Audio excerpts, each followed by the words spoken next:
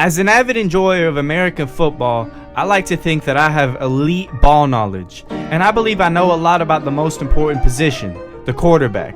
There's a big disparity in quarterbacks right now from the best to the worst, so today I'll be ranking the top 10 quarterbacks going into the 2024 season. Coming in at number 10, we got good enough for Detroit, Jared Goff, the current man in charge of the Goffins.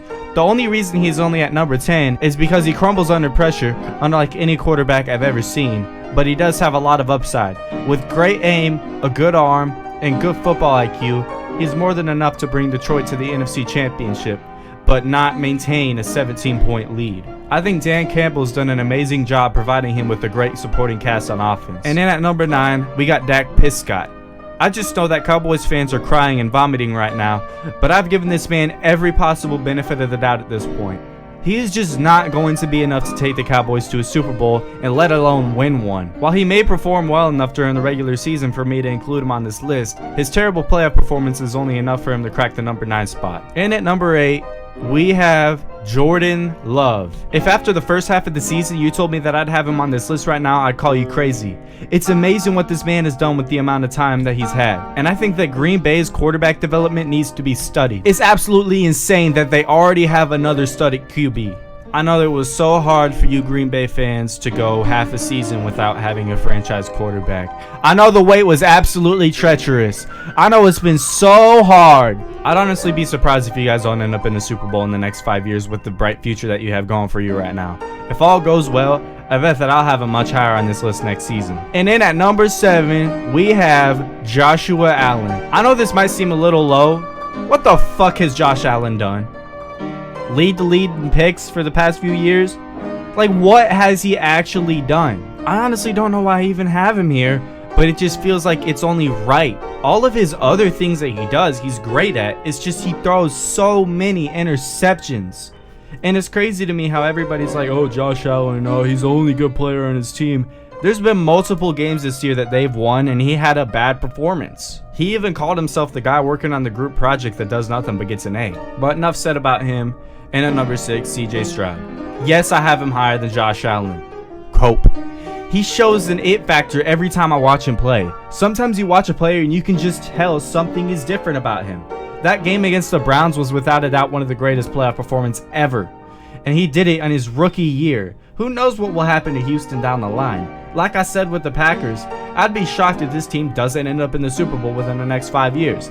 If they don't, then that will be a letdown to not only their fan base, but the whole NFL world. Because I can guarantee that most teams like the Texans and want to see them succeed after the hardships faced in the past. At number 5, we have Justin Herbert. While he had a pretty rough year and wasn't able to close out the whole season, he had Brandon Staley as his coach and one of the worst receiving corps in the league. And I'm not going to fault a man who has no help. With Jim Harbaugh at the helm, I can see the Chargers being an 11-plus win next season and possibly even a threat to the Chiefs' playoff seeding. Chargers fans are probably the happiest out of most teams in the NFL right now. To upgrade from Brandon Staley to Jim Harbaugh is nothing short of stellar and a sign of good things to come for not only quarterbacks, but the whole organization. At the number 4 spot, we got Lamar Jackson. Even with a fraudulent MVP in the rearview mirror, there's no denying that the guy's a great quarterback. But he has no it factor in the playoffs. At this point, the Ravens are just the Cowboys in disguise. Always playoff letdowns every year. Lamar Jackson needs to get his shit together because throwing in a triple coverage with the game on the line in the AFC Championship is nothing short of unacceptable and an embarrassment to his organization. But there isn't much else to say about him, so we're going to be moving on to number 3. Oh, this is going to piss a lot of people off. At number 3, we have Big Cock Brock Purdy.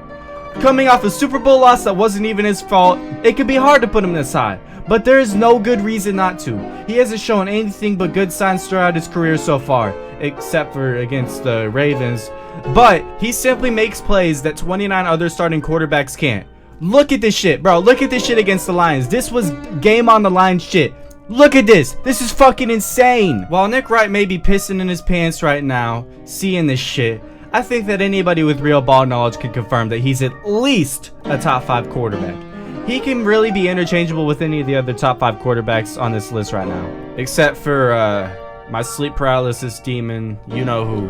And then at number 2, we got Joe Burrow. Besides being super sexy, he can also play football really well. I have this guy going to the Super Bowl this season, and he's also been there before too. There isn't much explanation needed for why he's this high. He's just simply consistently a great quarterback every year except for in the first 3 games of the season. But there's really not much explanation needed. You guys all know what Joe Burrow's done in his career. And at number 1, we have Patrick Mahomes.